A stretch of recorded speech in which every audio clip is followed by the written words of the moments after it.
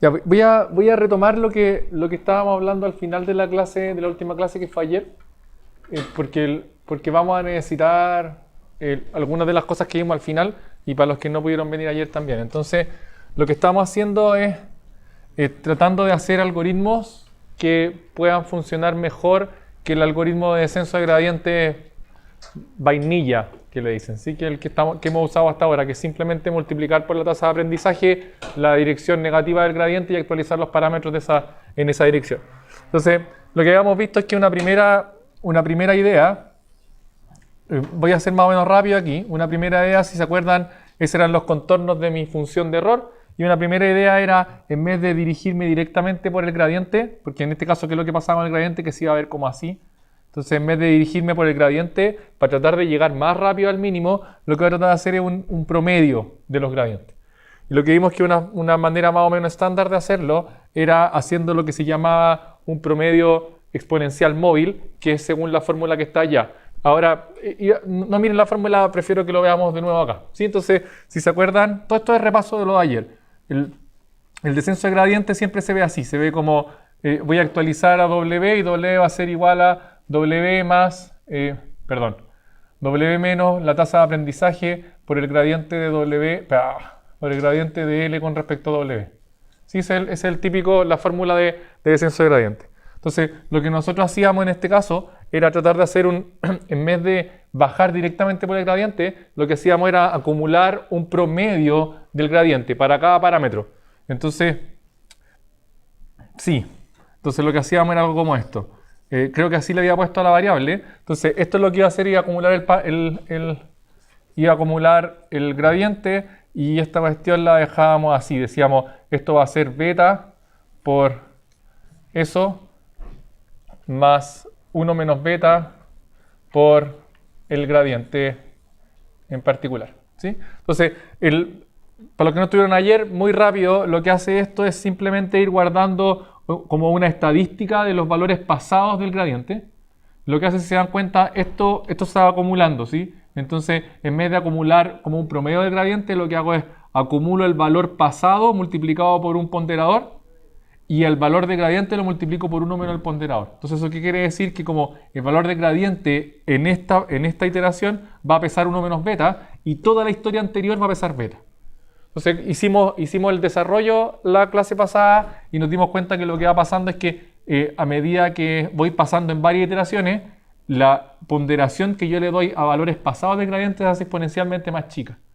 ¿Y qué es lo que dice esto? Que finalmente lo que yo estoy haciendo es haciendo una especie de promedio de todos los valores del gradiente, pero centrándome en los últimos, ¿sí? No era nada más que eso. Entonces, una vez que tengo, bueno, obviamente el beta es menor que 1 y lo que habíamos dicho era que si quiero promediar los últimos 10, entonces el beta tenía que ser 0,9. De tal manera que me queda 0,9 por el pasado más 0,1 por el gradiente actual. Y eso querría decir que estoy promediando más o menos los últimos 10 valores del gradiente. Y una vez que tenía ese promedio, lo que podía hacer era nada más que esto, ¿sí? Menos lambda por ese valor, ¿ya? Entonces, lo que hacía esto era suavizar la forma en que bajaba el descenso estocástico de gradiente y por lo tanto teníamos más probabilidad de irnos directamente al mínimo. Y lo que vimos es que si uno hacía un cambio de variable acá, lo que uno podía obtener era esta misma fórmula, pero en función de una variable de velocidad. Entonces esta cuestión se podía quedar así, podía quedar como esto menos lambda prima por delta L con respecto a delta W. Y después lo que hacía era actualizar W como W más B. Esto no era nada más que simplemente meter esta fórmula acá, hacer un cambio de variable y darse cuenta que en vez de acumular esto, podría estar acumulando esta cosa en negativo y finalmente las fórmulas me quedan como esto. ¿Cuál era la gracia de ver estas fórmulas así? Que este cambio al descenso estocástico gradiente se llama descenso estocástico gradiente con momentum. Y la idea es que esto se puede interpretar de una manera física y eso fue lo que vimos en la clase pasada. Uno puede interpretar como que esto es la velocidad. Entonces lo que estoy haciendo es actualizando la velocidad según la dirección del gradiente negativo. Entonces lo que estoy haciendo es como darle una aceleración a la velocidad y lo que hago finalmente es cambiar mis parámetros, como mis parámetros lo que hago es simplemente sumarle la velocidad. Entonces la idea era que era como una bolita que está, si nosotros pensamos que esto es como una superficie y nosotros queremos llegar a lo más abajo, lo que yo estoy haciendo es como soltando una bolita y la bolita empieza a acelerar en la dirección del gradiente negativo, pero no importa si el gradiente cambia un poco, la bolita igual sigue con cierto momentum en la dirección antigua del gradiente y empieza como a rodar por esta como valle hacia el final, ¿sí? Si que teníamos una U y nosotros no penalizábamos la velocidad, lo que podría pasar era que la bolita se quedara oscilando, entonces por eso poníamos este coeficiente de fricción. Y esto se le llamaba SGD con momentum más momentum. ¿Sí? Y lo que yo les decía era que esta es como una forma razonable de hacer todo el cálculo sin tener que hacer muchas suposiciones. Es simplemente algo que nos salió natural cuando les pregunté el promedio. Y esta es la interpretación física que ustedes pueden mirar y generalmente esta es la forma en que más se implementa. O sea, cuando ustedes lo vayan implementado, generalmente está implementado así, ¿ya? De hecho, en la tarea van a tener que implementarlo y les voy a pedir que lo implementen de esta forma. Pero uno siempre podría pensar que eso es lo que está haciendo, ¿ya? Entonces, este es SGD más momentum y hay una variación que es como famosa, que se llama... Pregunta hasta acá, esto es lo de la clase pasada, ¿ya? Hay una variante bien famosa que se llama SGD más Nesterov momentum.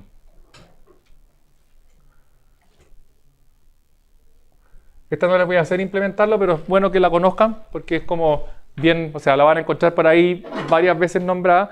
¿Cuál es la idea acá? Síganme acá, la idea es súper simple y así no va a tener que explicar mucho ni hacer muchas fórmulas. La idea es que en todo momento... Si se dan cuenta, esta es como una ecuación, bueno, ustedes están más cerca de física que yo, ¿sí? Hicieron los cursos de física, no sé cómo se llama, newtoniana, hace menos que yo. Lo que estoy haciendo es como haciendo una ecuación de posición de una partícula. Y la posición va a estar dada por la velocidad, por el tiempo, etc. ¿Sí? Disculpen que me estoy carrileando aquí, ¿ya? Pero es como la posición, ¿sí? Entonces para eso necesito la velocidad y una aceleración para ir avanzando. Entonces... En general lo que yo voy a ir haciendo es que voy a ir avanzando de a poco por la velocidad, por la línea de la velocidad, ¿sí? Entonces, una vez que yo en esta fórmula de acá, yo estoy parado en un punto, calculo la aceleración, luego eso lo uso para actualizar la velocidad y finalmente me muevo según esa dirección de la velocidad, ¿ya? Entonces, ¿cuál es la variante de Nesterov? No es nada más que lo siguiente. Cuando yo estoy parado en un punto, yo sé que igual me voy a mover en cierta dirección con la velocidad que yo tenía acumulada del momentum. ¿Están de acuerdo? Porque el momentum me hace seguir en una dirección.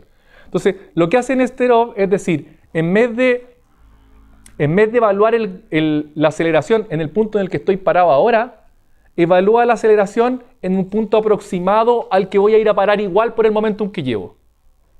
¿Se entiende? Entonces, me muevo un poco en la dirección de la velocidad, calculo el gradiente ahí y luego en la parte de atrás actualizo mi velocidad según ese gradiente. Entonces, en el fondo lo que estoy haciendo es como yendo un paso más adelante para poder corregir si es que me voy a pasar de largo, si es que el gradiente va en otra dirección. ¿Se entiende? Esa es como toda la motivación. Entonces, lo único que tengo que hacer es hacer esta misma fórmula, pero este gradiente de aquí, que yo siempre lo pongo como eso, pero ustedes saben que esto lo pongo como en matemáticas, ¿sí? Pero ustedes saben que esta cuestión es una cuestión que está evaluada en un punto, ¿sí? O sea, es el gradiente que puede ser una fórmula, lo que sea, pero ustedes la están evaluando en un punto, con los datos, cuando hacen el backpropagation. Entonces, lo único que tengo que hacer es, primero ver cuál va a ser la velocidad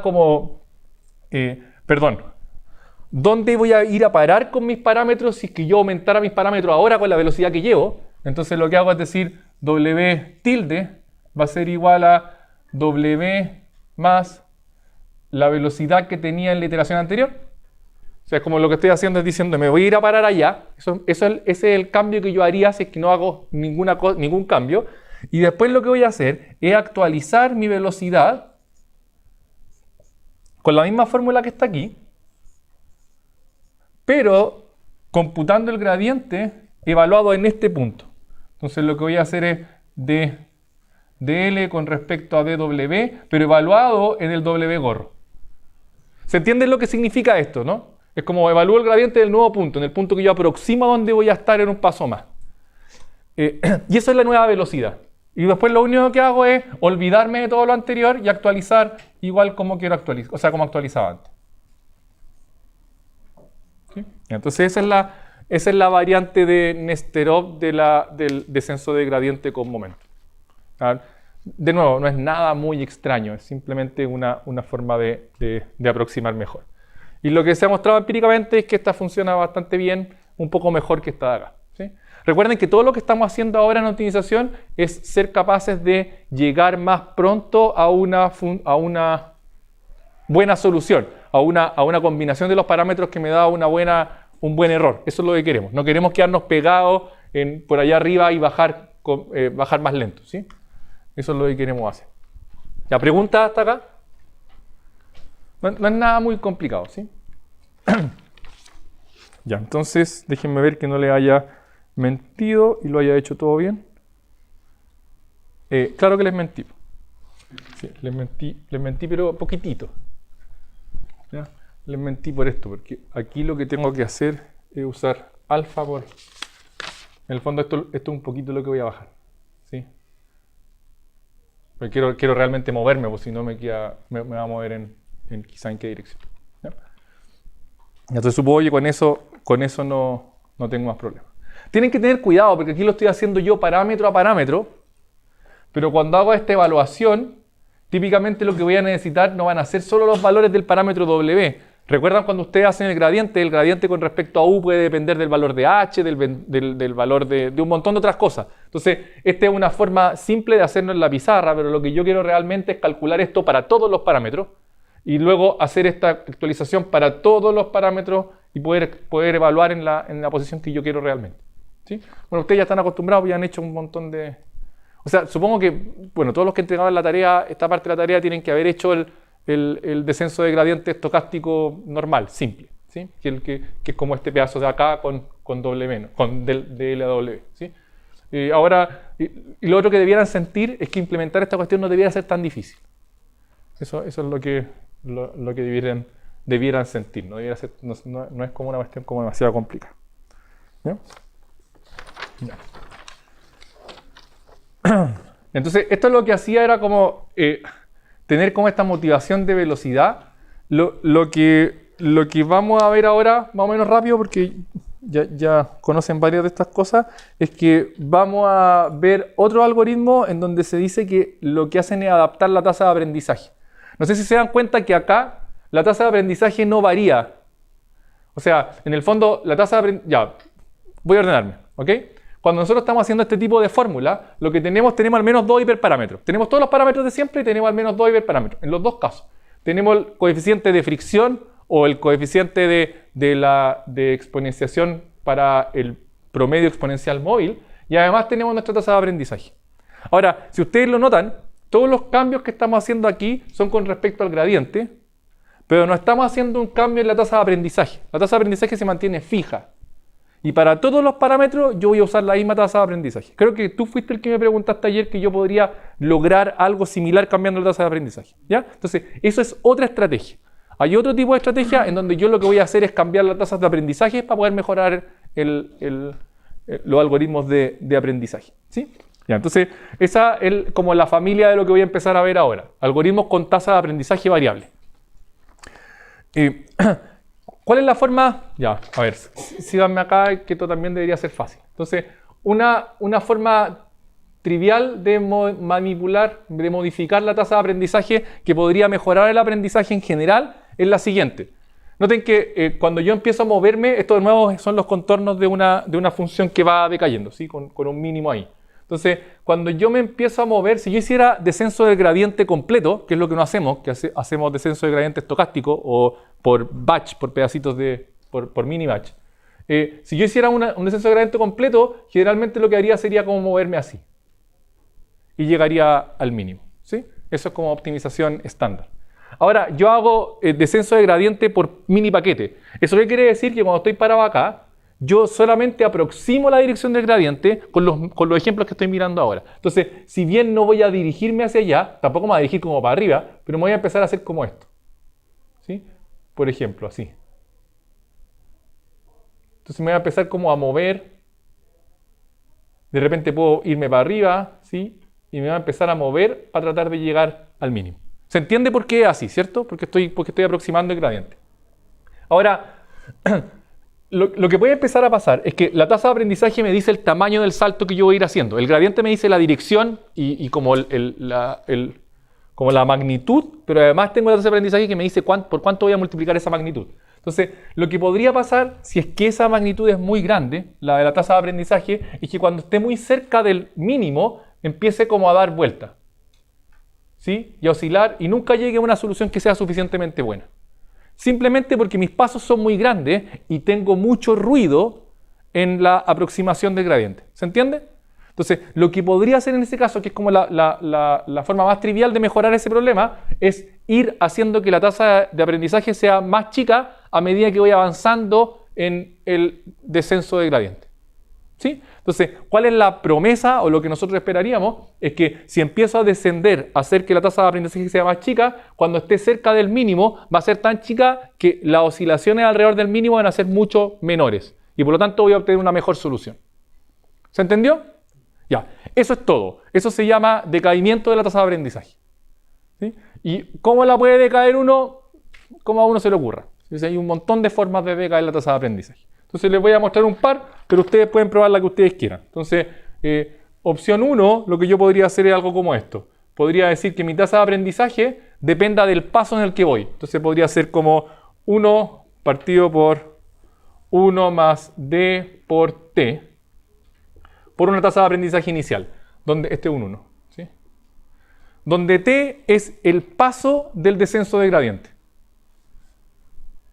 Y d es un parámetro nomás que me dice cuánto multiplico por el paso para hacer decaer la tasa inicial. Todos ven que lo que va a pasar aquí es que, bueno, que lo que va a empezar es que voy a partir con una tasa inicial de algún valor y voy a empezar a achicarla con cada paso. ¿Están todos de acuerdo? ¿Sí? Bacán. Entonces, súper bien. Claro, ¿cuál podría ser el problema? Que podría llegar a 0, pero en general cuando uno hace decaimiento de tasa de aprendizaje, lo que hace es empezar a hacerla más chica y en algún momento dice, ya, desde aquí no vaya a pasar. O sea, en el fondo, si llego a 10 a la menos 4 o a la menos 6, no sé, entonces de ahí no bajo y sigo con esa tasa de aprendizaje. ¿Sí? Otra forma de hacer la tasa de aprendizaje, de decaer la tasa de aprendizaje, por ejemplo, podría ser algo como esto. Podría ser como d elevado a t por 0. ¿Sí? Ese es un decaimiento exponencial. Lo que estoy haciendo es poniéndole un valor acá. Obviamente este valor tiene que ser más chico que 1 porque si no esta cuestión va a crecer. ¿Sí? Un valor menor que 1 y lo que voy a hacer es ir bajando de a poco también con el paso de la iteración. Pero estos dos métodos comienzan a decaer desde el principio. ¿No sería más conveniente, por ejemplo, ir saltando harto? Cuando vea, por ejemplo, que mi aprendizaje no avanza mucho en 2, 3 iteraciones o más iteraciones, ahí lo comienzo a decaer. Ya, lo que dice el compañero es que todas parten decayendo al principio, ¿sí? La verdad es que la otra forma es la forma manual, que es como que yo voy mirando el aprendizaje y cuando veo que la cuestión se empieza como a achatar, que no dejo de mejorar, o sea, que no bajo de mi pérdida o no sigo subiendo mi certeza, lo que hago es bajo un poquito la tasa de aprendizaje y la miro, bajo un poquito y sigue ahí, bajo un poquito y empieza a bajar de nuevo, ¿sí? Entonces ese es manual. Uno podría automatizar eso, pero a lo que voy es que finalmente no hay más ciencia en esto. Lo único que tú querís es no quedarte en una mala solución, sino que seguir bajando la tasa de aprendizaje para poder llegar a una mejor solución. ¿Sí? Otra que uno puede hacer es como la decaimiento como por exponencial. En el fondo yo puedo tener el tiempo aquí y puedo decir me voy a mantener harto rato acá y después de un rato, que es más o menos lo que decías tú, voy a bajar a la mitad y después de un rato voy a bajar a la mitad y después de un rato voy a bajar a la mitad y después de un rato voy a bajar a la mitad y así voy a seguir bajando.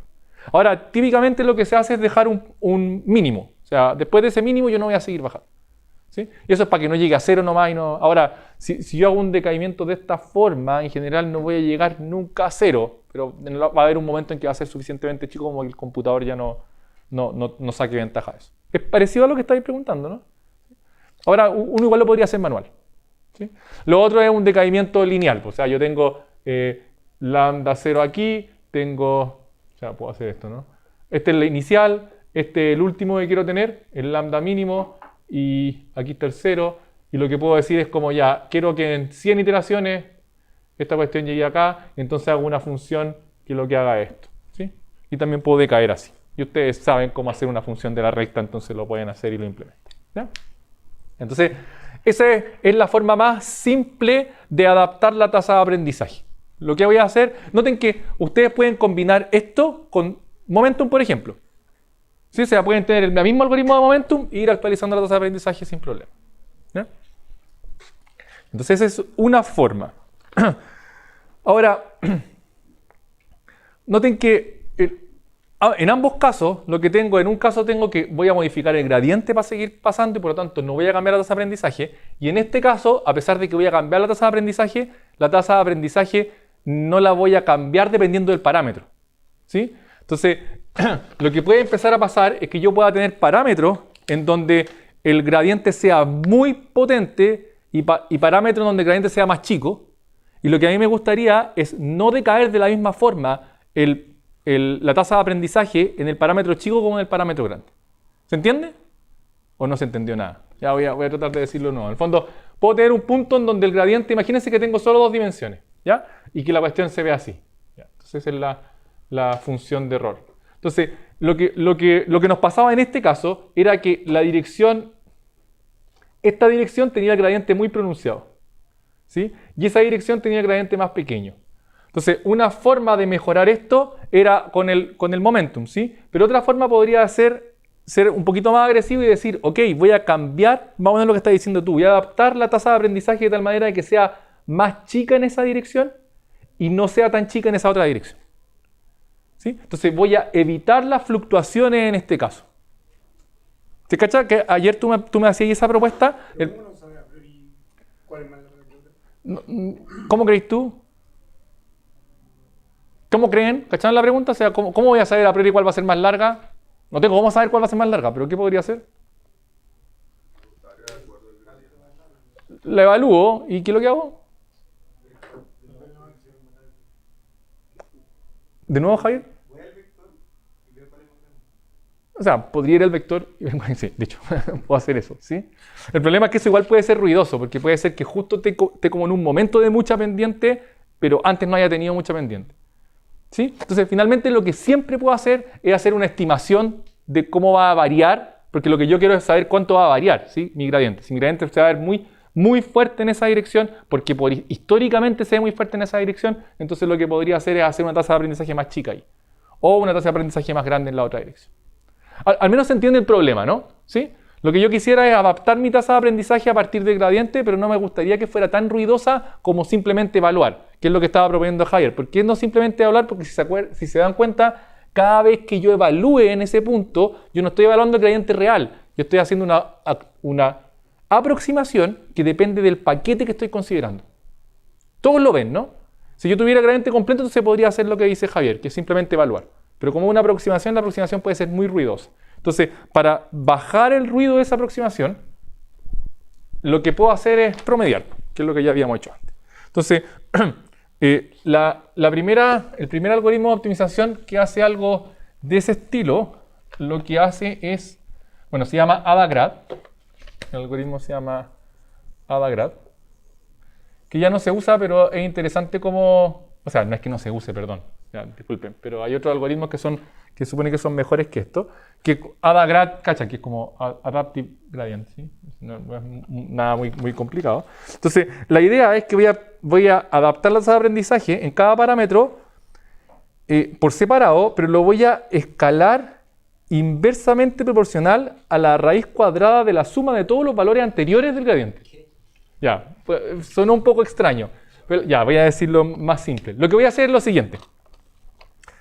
Voy a mirar el gradiente en la dirección que quiero alterar. ¿Ya? Entonces voy a mirar el gradiente en esa dirección. Y lo que voy a hacer es acumular, voy a tener una estimación de toda la historia de los cuadrados de esos gradientes. Que es como, si lo piensan, es una métrica que me dice como la norma del gradiente. ¿Sí? Y lo que voy a hacer es sumar todas esas normas. Y lo que voy a hacer es escalar la tasa de aprendizaje a partir de la raíz cuadrada de la suma de todas esas normas. ¿Se cachó? Eso es lo que voy a hacer. Y nada más. ¿Sí? Entonces, lo que voy a hacer es tener para cada parámetro. Entonces, para cada parámetro. parámetro, voy a tener una variable parecida a la que teníamos antes, y el que lo va a ir haciendo y actualizándose a partir de esto.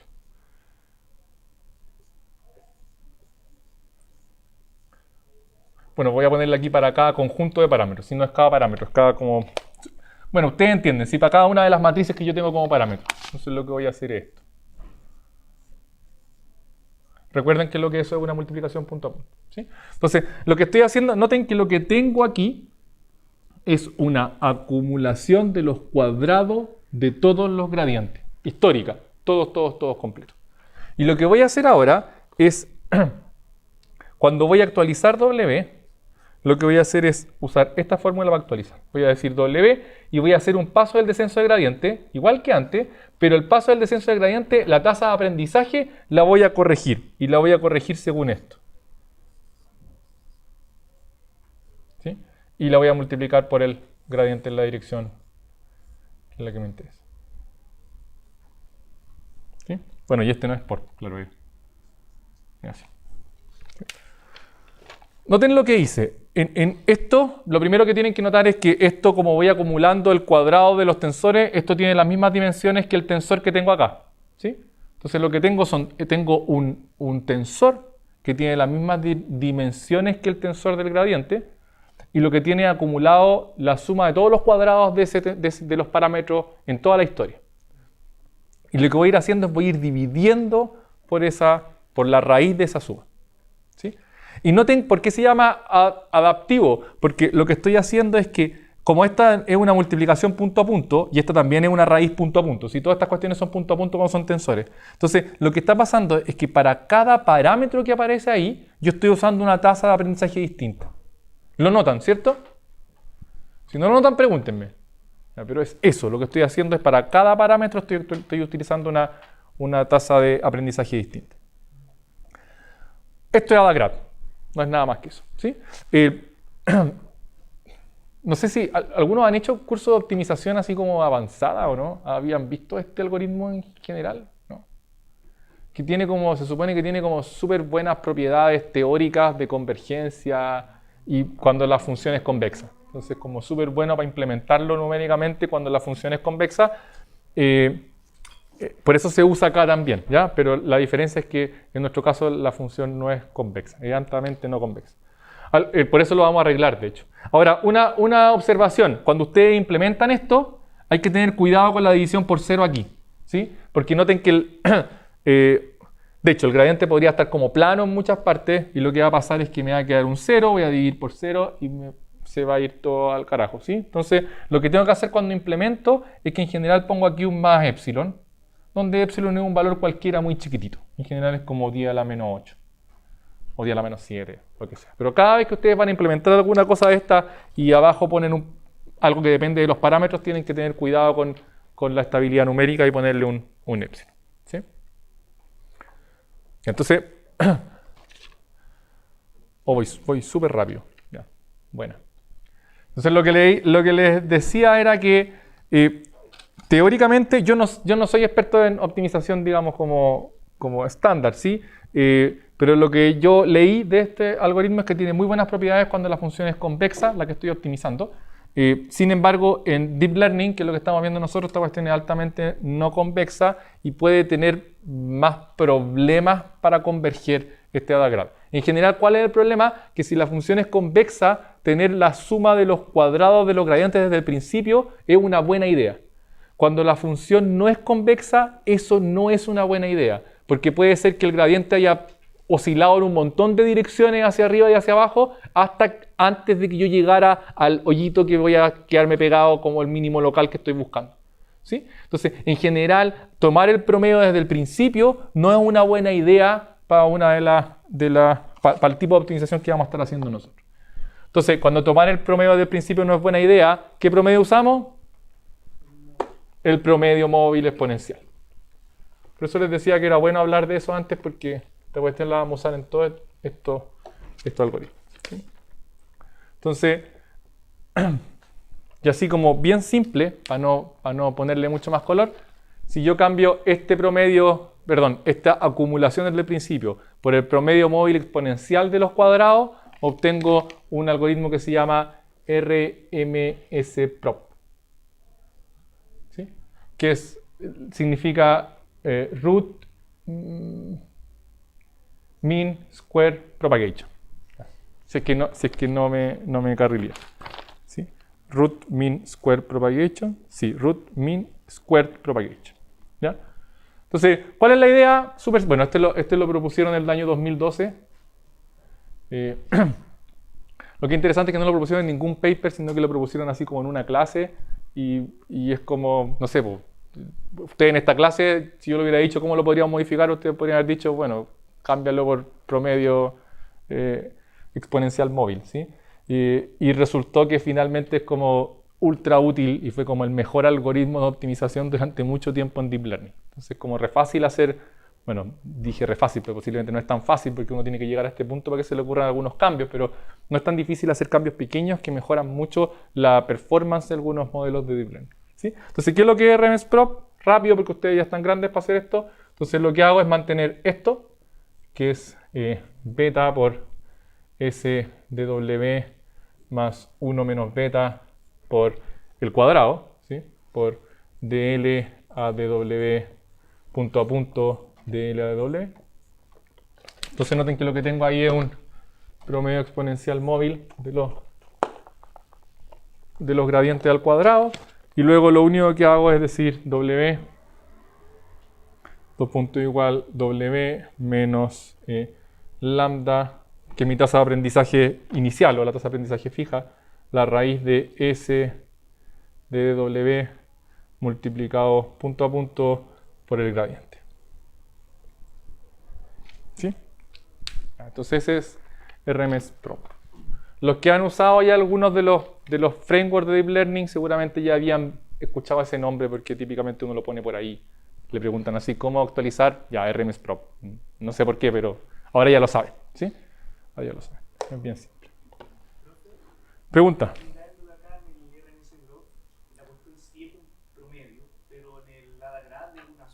Sí. No, pues no funciona igual. ¿Sí?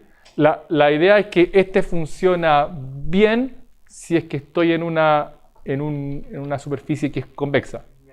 Es por la suma, no hay un partido N por ahí. Yo me lo aprendí así. ¿Sí? O sea, si lo hubiese usado mucho en mi vida y hubiese leído el artículo, te diría, es así, ¿ok? Tal vez debería decirlo así como para que en YouTube crean que es así realmente, pero uno podría ir a revisarlo. La cuestión es que todas estas cuestiones tampoco es como muy difícil de encontrar. Vaya al libro, veía de yo debería andar con el libro aquí para si se me hacía esa pregunta, ir a ver si es que no es un typo mío, ¿ya? Pero yo entiendo que es así, ¿no? ¿Ya? Pero es una de las observaciones que tiene algún sentido el que queramos hacer algo distinto a esto, ¿no? ¿Sí? Cuando la cuestión no es simplemente convexa, sino que sea de esta forma. Entonces este es el RMSProp. Lo que yo ya le había dicho es que esta cuestión se empieza a poner complicada porque tengo dos parámetros, ¿sí? Bueno, además, si quiero implementarlo, tengo que poner un epsilon aquí. Todos eso lo saben, ¿sí? Y el problema es que tengo dos parámetros ahora, ¿sí? El beta y el lambda. Y sugerido, lo que sugieren los que crearon esto es como tomar beta 0,9 y lambda 0,001. ¿Ya? Pero uno puede partir, tomar eso como punto inicial. La gracia es que no tengo que, y esa es una de las gracias del RMSProp, es que no importa con cuál parta yo, lo que va a empezar a pasar es que voy a empezar a modificar la tasa de aprendizaje para cada parámetro en particular. Entonces es mucho menos sensible a cómo yo ponga inicialmente mi tasa de aprendizaje. A diferencia del descenso estocástico de gradiente, en donde dependía mucho de la tasa de aprendizaje, cómo iba yo a llegar si es que iba a llegar a un mínimo, cuánto me iba a demorar. ¿Sí? O sea, en el caso de Deep Learning, RMSProp es mejor. La diferencia está en que yo no tengo, la verdad es que a nosotros nos importa poco, pero la diferencia está en que ese de allá yo puedo hacer demostraciones formales de que tiene buenas propiedades si es que estoy en una función que es convexa. Este de acá no. O sea, no es que no, pero nadie se ha dedicado a hacerlo porque funciona bacán y usémoslo nomás, ¿sí? ¿Para qué vamos a estar tratando de preguntarnos, a pesar de que uno podría hacer un poco más de... Ahora, todas las cosas teóricas que he visto de esto, finalmente tienen que hacer un montón de suposiciones para poder llegar a resultados teóricos que tengan algún sentido, ¿sí? Entonces, así como una red general, no he visto que haya como mucha validación teórica de por qué usamos eso. Y finalmente, el último que vamos a ver nosotros, pero ustedes se dan cuenta que uno podría ir variando. El último es uno que se llama ADAM, que es por Adaptive Moments. Adaptive Moments, ¿sí? ¿Cuál es la idea de ADAM? Es combinar RMS-prop con momento. Esa es la idea de ADAM, ¿ya? Más una cosa adicional que va a ser importante y que nos vamos a dar cuenta de que efectivamente puede hacer un cambio en cómo entrenemos al final, ¿sí? Entonces, finalmente, ¿cómo se ve ADAM? Lo voy a hacer más o menos rápido porque esta cuestión ya la deberían ver. Uno podría pensar que este es el square, que es como el segundo momento, si es que uno lo ve desde el punto de vista como de la estadística. Entonces tenemos esta misma fórmula, que es así. Le vamos a poner beta 2 a este. SW más 1 menos beta 2 por DL a DW por DL a DW. Pero además tengo el primero, ¿sí? Que antes le habíamos puesto DW raya, pero ahora lo voy a poner con P, ¿sí? Entonces, como este es beta 1 por P DW más 1 menos beta 1 por D a DW, ¿sí? Entonces tengo como una estadística del gradiente, que es lo que hacíamos en el momentum. Tengo otra estadística de los cuadrados del gradiente. Y después la actualización que haría, la voy a escribir aquí abajo, para después poner otras cosas aquí arriba, ¿ya? Entonces, la actualización normal que uno haría sería algo como esto. Sería W menos lambda, la tasa de aprendizaje, la corrección según S, ¿sí? Y en vez de usar el gradiente, uso uso lo que tengo calculado como aproximación o como promedio del gradiente. ¿Sí? Ese es ADAM, vainilla ADAM, ¿sí? Como la forma más simple de Adaptive Moments, así. Ahora, los que propusieron, esto lo propusieron en el 2015. ¿Sí? Y este sí como que el que es como por defecto, ¿sí? Si ustedes van a entrenar una red neuronal con, no sé, pues, con un framework, lo que van a usar generalmente va a ser ArtasRelu y lo que van a usar es ADAM para poder optimizar, ¿sí? Pueden poner, además del ADAM, poner algún decaimiento de la tasa de aprendizaje estándar, pero generalmente no necesito mucho de eso cuando estoy con ADAM. Y lo que proponen los autores es usar beta 1 igual 0.9, beta 2 igual 0.999 y lambda igual 0.001. ¿Sí? Y lo que dicen es como nosotros probamos un montón de casos, un montón de redes, un montón de ejemplos y esta cuestión funciona bien. Entonces es como use eso. Si ustedes no les estoy diciendo que se ciñan a esto, pero podrían partir con esto. Si eso va bien, no tengo que hacer muchas otras búsquedas. Ahora, dejé un espacio aquí. Obviamente ustedes pensarán que porque voy a escribir algo más, ¿ya? Y pasa lo siguiente. Y síganme acá, que es bien simple. No hemos hablado mucho de cómo parte esto, porque si ustedes están mirando bien esto, lo que estoy haciendo es una actualización de un parámetro, perdón, una actualización de una variable, ¿sí? Si miramos este caso aquí, lo que tengo es que como S es igual a beta por S más 1 menos beta por algo. Ya sabemos cómo calcular esto, y este es el que yo había calculado en el paso anterior. Entonces, por eso nos da un promedio, ¿ok? Ahora, el problema es que nosotros tenemos que echar a andar esta cuestión. Cuando la echamos a andar, tenemos que tener algún valor inicial para ese delta W. ¿Todos de acuerdo? Sí, háganme así. Lo más natural, si es que estamos acumulando una suma o un promedio, es dejarlo como 0. Ahora, ¿por qué eso puede ser malo? Miren que la idea es que si beta, yo le había dicho esto, que si beta es 0,9, la idea o la intuición es que lo que estoy haciendo con S, voy a decirle S nomás, con lo que estoy haciendo con S es promediar los últimos 10 valores del gradiente. En este caso el gradiente al cuadrado. ¿Sí? Entonces, si tengo beta 0,9, estoy promediando los últimos 10 valores. ¿Cuál es el ruido que pasa ahí? ¿O no ven ningún ruido? ¿Qué pasa cuando parto con esto? No es que parta muy lento, sino que cuando yo parto, si el valor es 0, lo que yo estoy diciendo en el algoritmo es que todos los gradientes antes eran 0. ¿Se cacha? Entonces, en el fondo lo que estoy haciendo es como sesgarme a gradiente 0 al inicio. Lo que no es verdad, y es simplemente un problema de que yo tengo que partir de alguna parte. Pero si ustedes ven, no sé, por la curva puede ser así, yo estoy partiendo acá. Si yo hubiese partido más arriba, tendría gradientes acumulados y podría ser una mejor estimación, pero en este caso lo que estoy diciendo es como antes de aquí para afuera, todo es 0. Es como que estuviera plano para afuera de mi iteración. ¿Sí? Y eso no es bueno en general, porque puede hacer que mi aprendizaje sea más lento todavía. Entonces, lo que agrega Adam es una corrección para esa parte inicial. Lo que va a decir es como yo tengo, como en mi iteración, estoy suponiendo que todos los elementos anteriores son 0, lo que voy a hacer para corregir es hacer que mi SW sea un poco más grande al inicio. ¿Sí? Para tratar de contrarrestar el 0 que yo tengo al inicio. ¿Se entendió esa parte? Entonces, lo que voy a hacer es tomar estos dos valores, en este caso allá era SW, pero en este caso en Adam en general se implementa así. Lo que voy a hacer es tomar estos dos valores y dividirlos por un número que va a tender a 1, pero que va a ser menor que 1 inicialmente. ¿Sí? Entonces, el número que lo voy a dividir va a ser menor que 1 y lo que va a ir pasando con ese número es que a medida que yo avance en las iteraciones, ese número va a tender a 1 y por lo tanto voy a quedarme con los últimos 10 efectivamente. Pero voy a corregir al inicio por los 0 que tenía pensado antes. ¿Sí?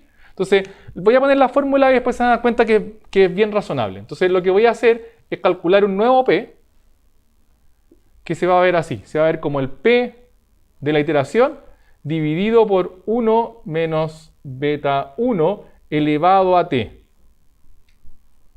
¿Le puse T o le puse N antes a la iteración? T, ya, bien, perfecto. Y además voy a tener S raya W que va a ser igual. Voy a tener S de W y va a estar corregido por beta 2 elevado a T. Donde T, ¿qué es lo que es? Es el paso en el cual voy del descenso del gradiente. Entonces, noten que este número es menor, por ejemplo, aquí es 0,9. ¿Sí? Entonces, lo que está pasando es que yo al 1 le estoy restando un número. Entonces, este número de aquí va a ser menor que 1. Pero lo que va a pasar es que este número de acá va a tender rápidamente a 0. O, bueno, no tan rápido dependiendo de si está muy cercano a 1. Pero finalmente, como tengo la exponencial aquí, lo que va a pasar es que va a tender a 0 a medida que yo avance, y lo que va a empezar a pasar es que cuando yo vaya en la iteración, no sé, 50, esta cuestión se va a ver igual como si no tuviera corrección. ¿Sí? Pero voy a corregir bien inicialmente.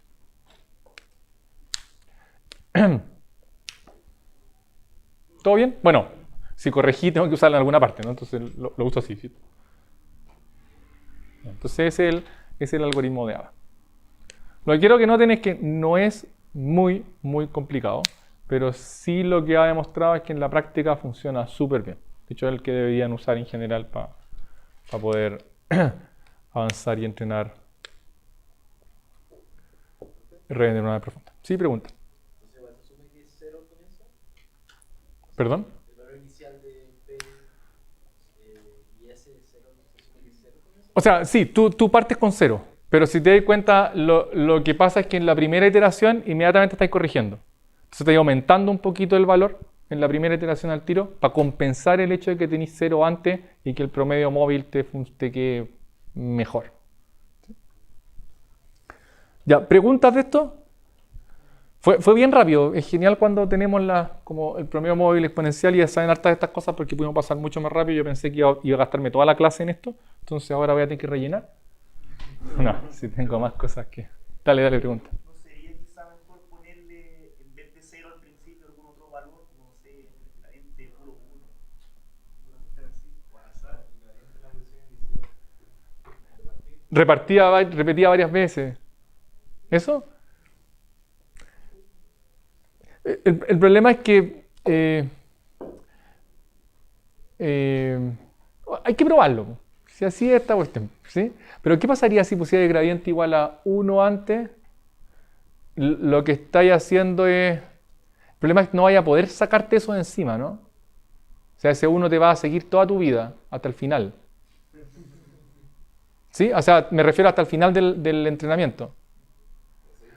Se va a ir muriendo, sí. Sí, después de 10 veces igual se va a morir. No, pero es que no son exactas... No, es como lo que yo les dije, es que uno cree... Es como si estuviera promediando 10. Pero efectivamente estoy promediándolos todos. Lo que pasa es que le estoy dando cada vez menos peso a los anteriores. Ahora, si la erro mucho, en el fondo, si pongo un número ahí que está completamente equivocado con las escalas del gradiente, realmente la puedo embarrar. ¿Sí?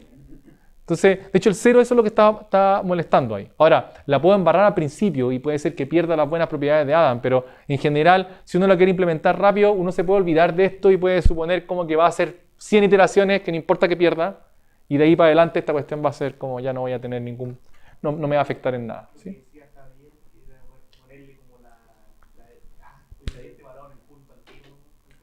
Todas las veces.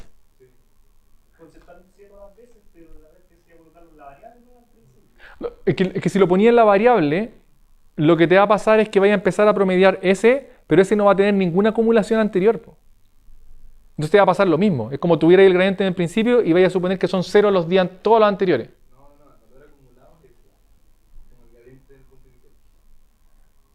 Como que todo el pasado se hubiese sido igual. Sí. Ya, es como si todo el pasado hubiese sido igual. Sí, eso podría funcionar. ¿Sí? De hecho, lo que hay que hacer es probarlo. Ahora, estas cuestiones son como tan pequeños los cambios que finalmente yo no tengo intuición acerca de por qué uno va a funcionar mejor que el otro. Debería estudiarlo un poco mejor y hacer varios experimentos, pero lo que hay que hacer es hacer muchos experimentos y de ahí uno gana intuición, no es mucho más que eso. ¿Ya? Entonces, lo último que les quería... Ya, los parámetros se los dije, sí, 0, y en general recuerden que hay que ponerle un epsilon aquí cuando lo vayan a implementar.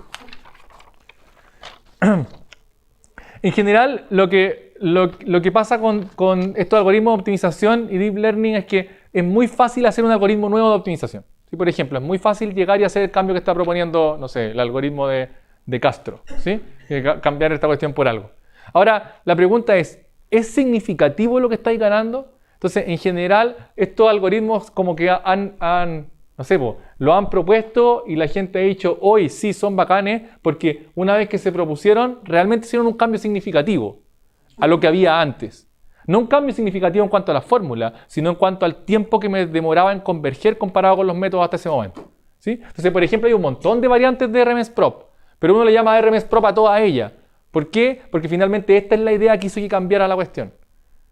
Hay unas que, no sé, lo centran y hacen un montón de cosas, le restan la varianza, porque esta cuestión lo único que tiene es como los cuadrados, y hacen un montón de cuestiones, pero finalmente no hay una diferencia significativa. Lo mismo con Adam, ¿sí? No hay diferencia significativa en hacer otros cambios, y la gracia está en combinar los dos, que alguien podría decir que chanta si es combinar Momentum con RMSProp, sí, pero alguien lo hizo por primera vez y esa cuestión funcionó re bien.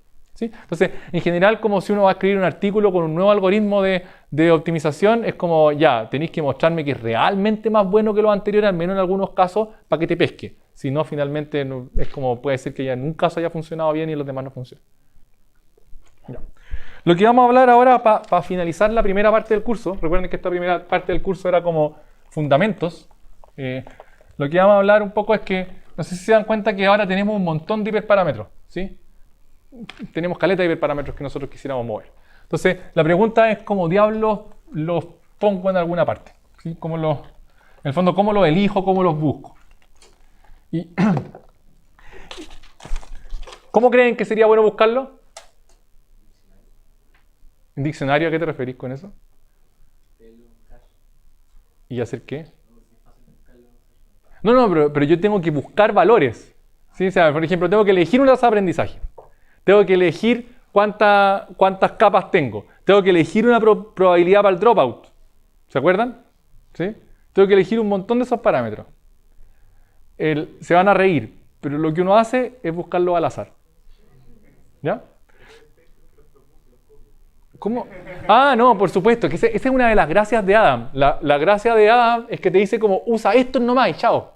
Entonces eso como que te libera, así como, oh, ya, no tengo que hacer búsqueda de hiperparámetros para ellos, los tengo. Pero si estoy usando descenso estocástico de gradiente normal, o incluso con decaimiento, tengo esos dos parámetros que tengo que buscar. ¿Sí?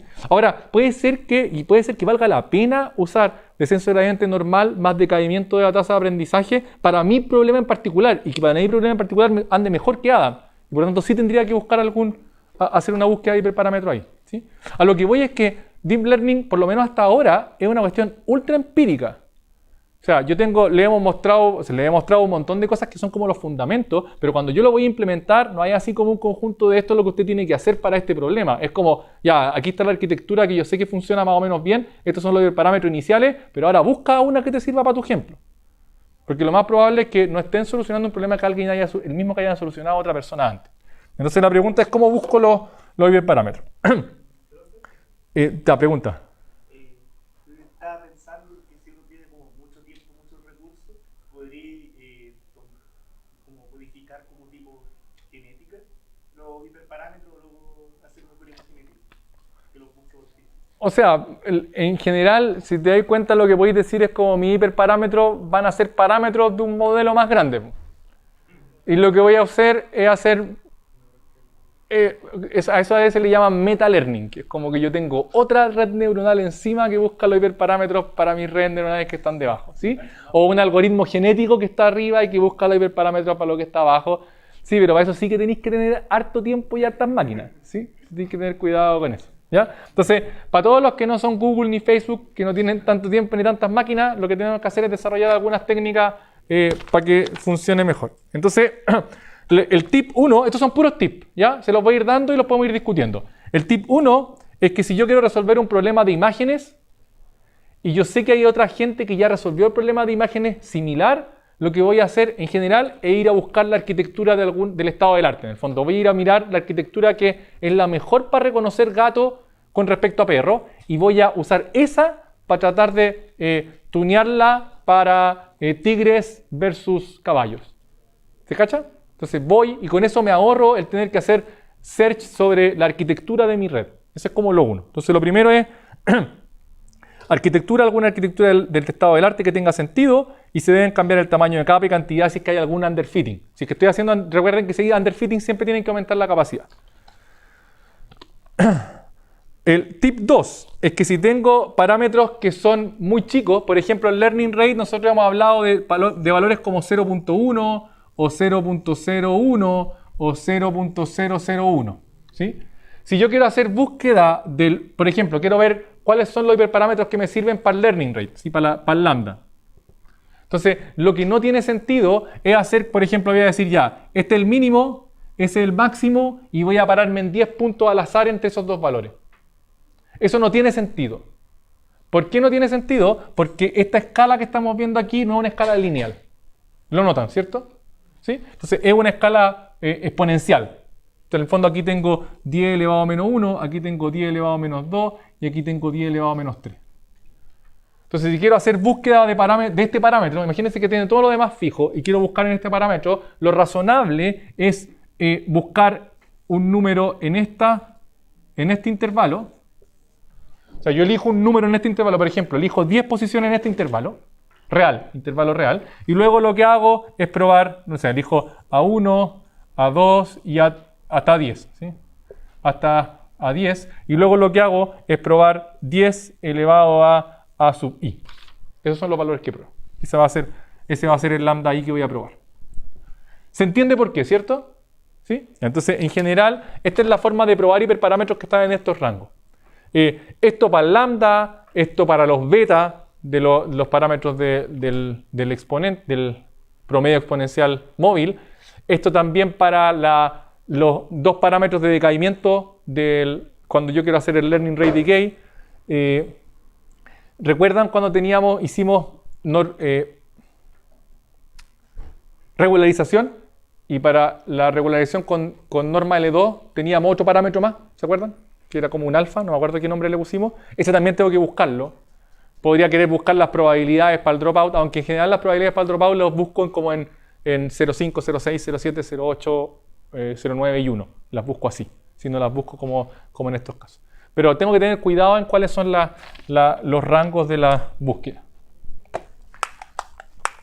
Ahora, en general, o sea, sería bacán si tuviera que buscar un solo hiperparámetro. Bueno, perdón.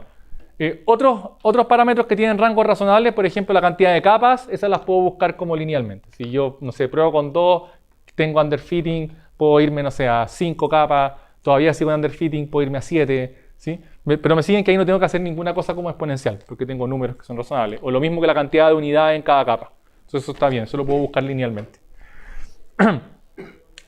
Y esto como que lo dicen hartos libros, y donde ustedes lo encuentren lo van a encontrar así. Si ustedes tienen tiempo para tunear un solo parámetro, hiperparámetro, es la tasa de aprendizaje el más importante. Es el que puede dar los cambios más radicales no solo en tiempo, sino como en lo bacán que sea el modelo al que terminen llegando, ¿sí? Entonces ese es el hiperparámetro que tienen que mover si es que necesitan mover alguno. Estamos suponiendo que ya estamos en un régimen donde tenemos como una generalización razonable, ¿sí? Si no, obviamente tengo que aumentar la capacidad de mi red, si no, no voy a aprender nada nuevo, ¿sí? Pero si ya tengo varias cosas fijas, todavía tengo algunos parámetros chicos que tunear, la tasa de aprendizaje es la que debería mover. Y finalmente, ¿por qué es bueno hacer búsqueda de hiperparámetros de manera aleatoria? Porque, claro, si tenemos uno solo podemos hacerlo así, pero imagínense que estamos tuneando 2 hiperparámetros, ¿ya? O varios, no sé, 5. ¿Sí? Entonces, ¿por qué es razonable hacerlo aleatorio? Y es por lo siguiente. Imaginemos que tengo 2 nomás, 2 hiperparámetros. Y este es un grafiquito que lo van a ver en varias partes si que lo buscan por ahí. Entonces, estos son los valores posibles para uno de los hiperparámetros y estos son los valores posibles para el otro hiperparámetro. Inicialmente, como al principio de Deep Learning, lo que se hacía era ser ordenado para esta cuestión. Entonces, lo que hacíamos era un grid search. ¿Qué significa un grid search? Que yo lo que hago es decir, ya, aquí voy a buscar estos, no sé, 5 valores, aquí voy a buscar estos 5 valores y ahora lo que voy a hacer es simplemente la combinación de esos 5 con esos 5. Déjenme hacer 4 para que no sea tan grande esta cuestión. ¿Ya? Entonces tengo 1, 2, 3, 4, 1, 2, 3, 4. Y lo que voy a hacer es entonces probar en 16 puntos. Ya, todos me cacharon, ¿cierto? Entonces si hago un grid search, esos son los puntos que voy a probar. ¿Cuál es el problema de probar eso? Que, por ejemplo, noten que este es un parámetro, este es el parámetro 1 y este es el parámetro 2, ¿sí? Entonces, yo aquí encima voy a graficar cómo se ve la certeza a partir del valor del parámetro. Entonces, yo podría graficar acá la certeza y la certeza se podría ver así. ¿Sí? Se podría hacer que la certeza, todas las demás son parecidas salvo por acá, pero la certeza más grande sea justo en una parte donde yo no probé. Y por ejemplo podría ser que acá todas son más o menos iguales. ¿Sí? Entonces, ¿qué es lo que pasa en general cuando yo estoy optimizando, estoy buscando varios hiperparámetros al mismo tiempo? Que típicamente hay uno que es el que más afecta en mi certeza. Y los demás no afectan tanto, pero yo no sé cuál es el que más afecta. Entonces, si yo hago un grid search, tengo mucha probabilidad de no encontrarlo. ¿Por qué? Porque finalmente, si yo hago un grid search, yo voy a estar probando n posiciones para el parámetro P1. ¿Lo ven todo? A pesar de que tengo 16 puntos, estoy probando n posibilidades para el parámetro 1. Si yo en cambio hago random, bueno, ya cachan lo que va a pasar, ¿no? Voy a hacer random aquí. Ya hice 16, random. Si yo hago random los 16 puntos en las 2 dimensiones, lo que va a pasar es que yo en el parámetro 1 estoy probando 16 valores distintos. Y en el parámetro 2 estoy también probando 16 valores distintos. Entonces es mucho más probable que yo le haya chuntado. Noten que lo hice random y le achunté a este que es harto más bacán que el otro que había visto. ¿Sí? Entonces, por eso es bueno, nunca usen grid search, siempre usen búsqueda random. ¿Ya? ¿Qué otro problema puede pasar acá? Y esto sí me ha ocurrido cuando he estado probando estas cosas. Que, por ejemplo, yo llego y digo, ya voy a probar estos 2 parámetros y los voy a probar en este rango. En este caso noten que lo estoy probando en este rango, ¿cierto? Y resulta que cuando yo empiezo a probar, el accuracy se da en este punto. El mejor accuracy de todos los que he probado se da en ese punto. Ya, perdón, ya voy a decirlo o no, ¿ya? Supongamos que estoy probando todo el rango, porque ahora lo hice al azar, no hice grid search. Estoy probando el rango completo. Y supongamos que el accuracy mayor se da en el punto que está aquí. ¿Cuál es el problema? ¿Por qué debería estar nervioso si mi mayor accuracy se dio ahí? Podría seguir creciendo, ¿pero por qué? ¿Cuál es la intuición? En el fondo, lo que está pasando es que mi mejor punto es el que está más en uno de los extremos del parámetro. Entonces, ¿eso qué quiere decir? Quiere decir que puede ser que si yo me muevo un poquito más allá, la accuracy suba aún más. ¿Sí? Entonces, si yo defino, y está bien definir inicialmente cierto rango para probar, pero si resulta que mi mayor certeza está en los bordes del rango, posiblemente la estoy embarrando. Y debería mover un poquito el rango. ¿Sí? Y de hecho lo que podría hacer es trasladarlo nomás. Y después asegurarme que en cierta parte estoy teniendo el máximo por lo menos de lo que estoy buscando. ¿Sí? Entonces si esta cuestión se ve así, tendría que estar nervioso. Entonces lo que debería hacer es moverme un poco más allá. Y lo otro que uno hace es como pruebo varios de estos y me doy cuenta, por ejemplo, que estos de aquí, si me doy cuenta de eso, entonces agrando el rango y pruebo, ahora en vez de probar desde acá, pruebo desde aquí hasta allá. ¿Sí? Hasta acá. Y resulta finalmente que los mejores los encontré como por aquí. Ahí están los mejores que busqué. Entonces, ¿qué es lo que hago en ese caso? Hago un zoom en esta parte. Y lo que digo es, supongamos, estoy probando 10 valores, 10 por 10. Lo que hago ahora es ponerme en el rango que yo sé que obtuve buenos resultados y probar de nuevo 10 por 10 aquí. Y con las mismas cosas que conversamos antes, ¿sí? Que tengo que ver que sea un rango exponencial, etc. Así que tengo que tener el mismo cuidado que antes. Entonces ahora puedo buscar de vuelta mi hiperparámetro acá y después puedo hacer lo mismo y buscarlo hasta que me canse o hasta que encuentre una certeza que sea la que estoy buscando para mi aplicación. ¿Se entendió? Si tengo muchas máquinas, lo que hago es buscarlas todas juntas, ¿no? ¿Sí? Las tiro todas en paralelo nomás por un par de epochs y veo cuál anda mejor y después me voy acercando.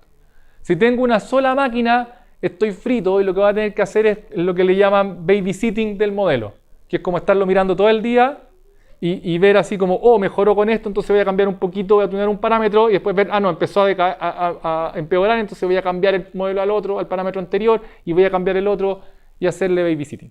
¿Sí? No me queda...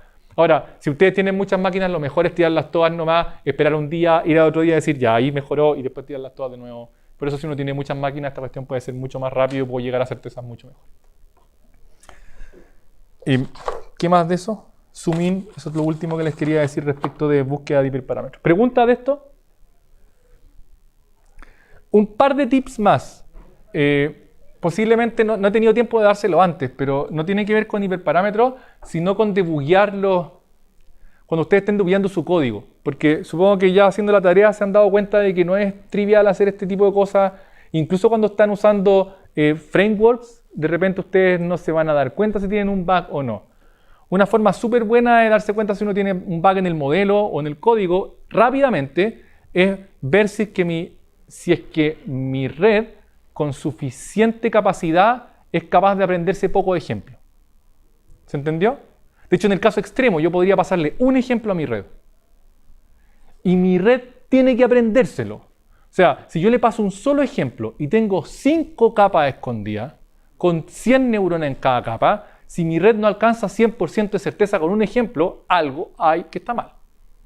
¿Sí? Entonces, ese es como básico, prueba de la blancura básica. Lo hago en una y no me cuesta nada. Si le paso un ejemplo, no se va a demorar nada en aprender. Si llego a 60%, mal. Algo hice mal. Noten que cuando estén haciendo esa prueba, tienen que desconectar el dropout. En general, desconecten la regularización también. Eso es para probar simplemente de que la red aprende si es que yo no le pongo ninguna otra cosa más. Porque si no, puedo tener muchas otras fuentes de error. ¿Sí? ¿Qué otra cosa? Otra cosa que en general a la gente que hace como optimización de fuera, lo que tienden a creer es que yo puedo estar teniendo mala certeza porque estoy en un mínimo local. ¿Sí? Y lo que me gustaría es como tratar de buscar otro mínimo para ir a un mínimo más bajo. ¿Sí? Una forma de saber que estoy en un mínimo local es graficar la norma de los gradientes. Si estoy en un mínimo local y por eso no sigo aprendiendo, la norma de los gradientes tiene que ser 0 o tender a 0. Si no, no estoy en un mínimo local y no estoy aprendiendo por otra razón. ¿Se entendió? Ya sea porque la tasa de aprendizaje sigue siendo muy alta y estoy como avanzando entre medio de los gradientes y me estoy dando vuelta, o el Otro parámetro es el tamaño del mini batch. ¿Sí? Y este es como tamaño del mini batch. ¿Sí? Y el tamaño del mini batch es como, puede ser bien importante dependiendo de lo ruidoso que sea el gradiente de mi función de error. ¿Sí? Entonces, chuta, ¿en qué estaba? Estaba en... que puede ser que por el tamaño del mini batch o lo que sea, la cuestión sea muy ruidosa, por eso no estoy llegando al centro. No hay un mínimo local, hay otro problema. Lo otro es que en general, y esto es como para que se saquen de la cabeza lo de los mínimos locales, ¿sí? En general, la cantidad de mínimos locales, cuando yo tengo muchas dimensiones, no es tan grande. Yo sé que es como muy al lote lo que estoy diciendo, ¿sí? Pero un mínimo local, si se dan cuenta, es una posición de la función de error en donde en todas las direcciones la función crece. O se mantiene, digamos. Pero en el fondo, si me muevo, en algún momento voy a empezar a crecer, ¿sí? Entonces, en general, eso es bien poco probable comparado con los que se llaman los puntos, no sé cómo le llaman en español, pero son saddle point en inglés, que son los puntos de derivada cero, en donde no es un mínimo local, sino que yo puedo, como llego acá, y después puedo seguir bajando por otras direcciones, ¿sí? Entonces, si llego a un punto que es de verdad de derivada cero, como si tengo, no sé, 1.000.000 de parámetros, la probabilidad de que sea un mínimo local es súper baja, no sé si se dan cuenta, ¿sí? Porque tengo 1.000.000 de posibilidades de seguir bajando.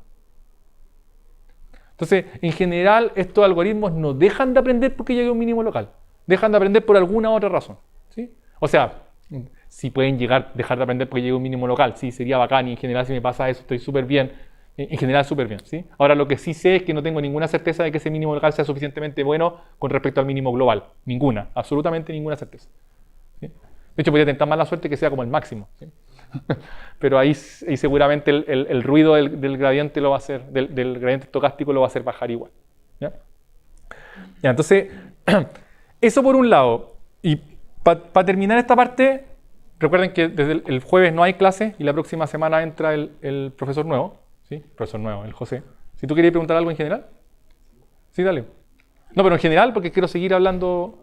Dale. Entonces, si todos los gradientes son mayores que cero, ¿sería una condición de que ¿Mayores que cero? Claro, que en cualquier dirección voy a subir. No, pues lo que tú quieres es que el gradiente sea cero. Y que si te moví un poquito sea distinto de cero.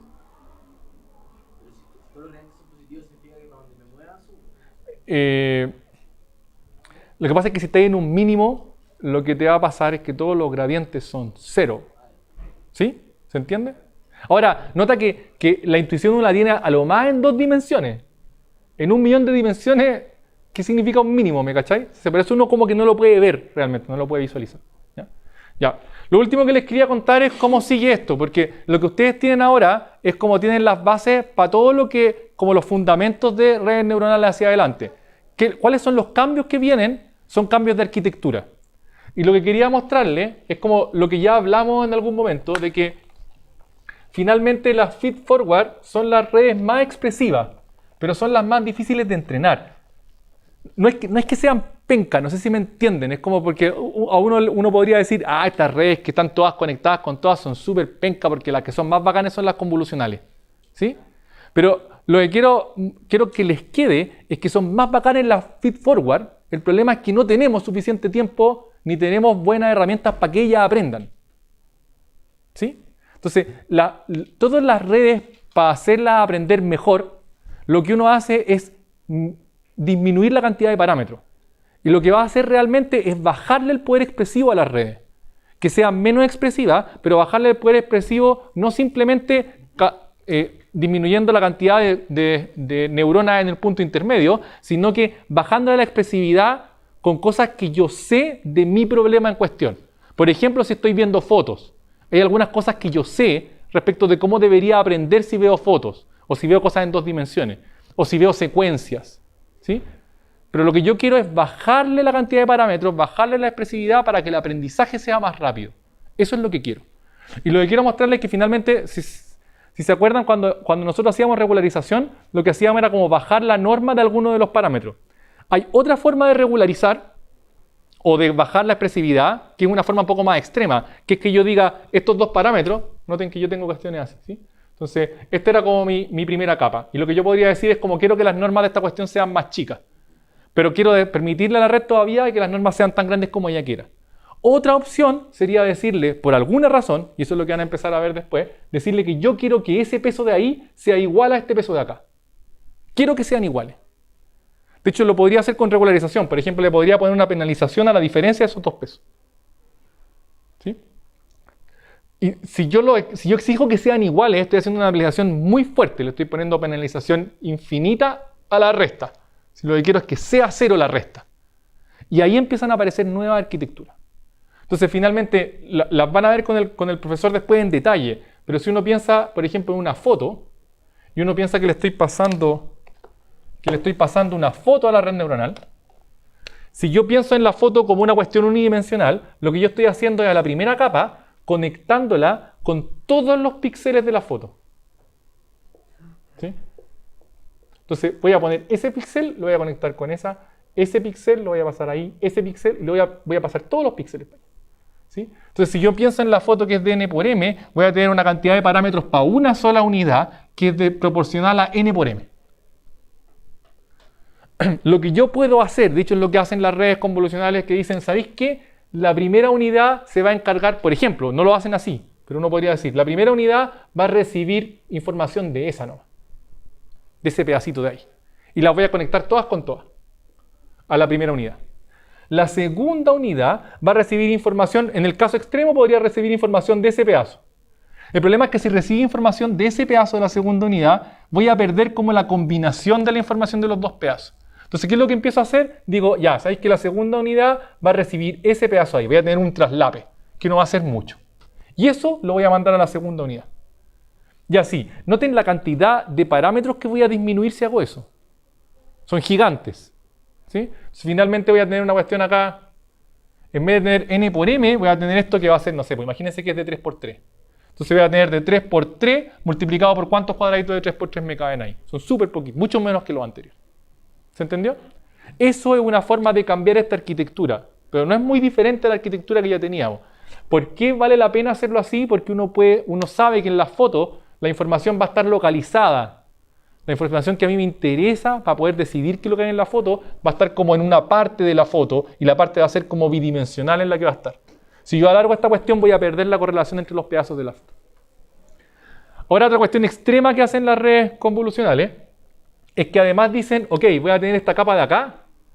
Cachen, porque esta cuestión sí que baja totalmente los parámetros. Pero lo que dicen es que, ok, voy a juntar todo esto con la primera neurona, ese con la segunda neurona, ese con la tercera neurona, pero además quiero que todos los parámetros sean iguales para todas las neuronas que tengo aquí. ¿Se cachó? O sea, si tengo una cuestión de 3 por 3, lo que voy a tener es 9 parámetros para la primera neurona. Y después voy a tener otra de 3 por 3 y voy a tener 9 parámetros para la segunda, pero yo quiero que esos 9 parámetros sean los mismos para la segunda neurona. ¿Me siguen ahí? Entonces, a eso le llaman kernel, que en el fondo es como que yo tengo un conjunto de 9 parámetros y lo que estoy haciendo es agarrando ese conjunto de 9 parámetros y lo estoy pasando por toda la red. Y cada una de esas cosas las voy a ir guardando en uno de estas neuronas de aquí. ¿Sí? Noten que no es nada diferente a las redes que teníamos antes, solo que la cantidad de parámetros bajó radicalmente. O sea, pasamos de, no sé, de n por m a n por m partido por 9 o n menos 3, bueno, 1 después a 9 nomás. ¿Sí? Y lo que puedo hacer es empezar a agregarle otro tipo de kernels, o sea, en el fondo puedo hacer esto para ese primero, que es de 9 por 9, y después puedo decir, ya, pero voy a tener otros parámetros. Voy a hacerlo para acá, también de 9 por 9. Y se llama convolucional porque finalmente lo que estoy haciendo es pasándola por toda la matriz, pero no es nada mucho más extraño. ¿Sí? De hecho, un nombre fancy para decir pasa la cuestión como una ventana nomás. Todas esas cosas las van a empezar a aprender. Con respecto a las secuencias, que es lo que vamos a ver después de las redes convolucionales, las secuencias lo que hacen es como lo que yo tengo ahora, y esto también como para que tengan cultura general de para dónde va el curso. En general, todas las redes que nosotros hemos visto, incluso las convolucionales, van a tener una cantidad, un tamaño del input fijo. Y yo puedo poner varias capas para el input. Pero a mí me gustaría, por ejemplo, cuando estoy procesando texto, es que yo no tenga un input de tamaño fijo. O sea, yo puedo tener un input que puede depender del largo del libro que estoy procesando. O del largo de una frase, para que no le pongamos libro. ¿Sí? Entonces, si yo puedo tener frases que son de distintos largos todas, estoy medio frito con una red que es feed forward. ¿Sí? Porque lo que va a pasar es que la red feed forward va a tener que tener un tamaño fijo y lo que tendría que hacer es tener una red feed forward cuyo input sea el tamaño máximo que tengo para mis redes de acá. Entonces, lo que hago es hacer otro tipo de red, que en el fondo lo que hago es algo como esto. Yo tengo una red que pasa con un tamaño fijo y después lo que voy a ir haciendo es tomando esa red y pasándola así. Eso es lo que voy a hacer. ¿Sí? Ahora, la gracia es que esta red va a ser un solo parámetro. O sea, va a ser como una sola de las capas. Disculpen, aquí está W y aquí tengo la capa escondida. ¿Sí? Entonces, lo que voy a hacer es tomar esos mismos parámetros y pasarlos así por mi secuencia. ¿Sí? Más un par de cosas más. Pero la gracia es que ese mismo parámetro es el que voy a ir entrenando hacia adelante y lo que voy a ir haciendo es como pasándole el parámetro de vuelta. Lo que hago es como pasarle lo que resultó acá como parte de, en el fondo mi red es como un poquito más larga, así. Entonces mi red trae esto, donde viene el W, y además tiene un pedacito en donde yo le paso lo anterior. Y eso es lo que uso para predecir. Y voy componiendo esto hacia adelante. Estas se llaman redes recurrentes. Y uno puede empezar a hacer un montón de otro tipo de arquitectura. ¿Sí? Mi mensaje es que las redes finalmente son igual que la feedforward, en donde yo las uso de formas distintas y me permiten aprender cosas distintas a partir de disminuir la cantidad de parámetros y hacer el aprendizaje un poquito más eficiente. ¿Sí? Entonces, esto termina la primera parte del curso.